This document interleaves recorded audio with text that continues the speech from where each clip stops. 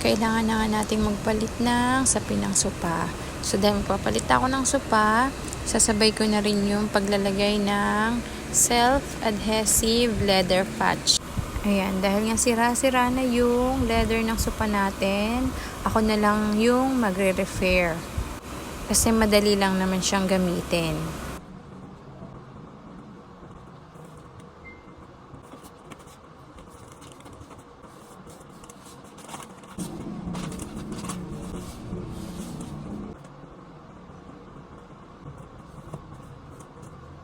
Nailagay ko na nga yung leather adhesive na to.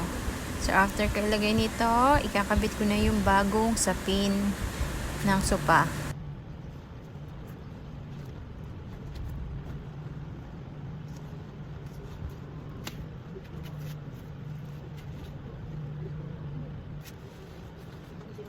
Napalitan na namin ni Ate Aira ng sapin yung sopa. So ayan, maganda na naman and malinis. Thank you for watching. God bless you all.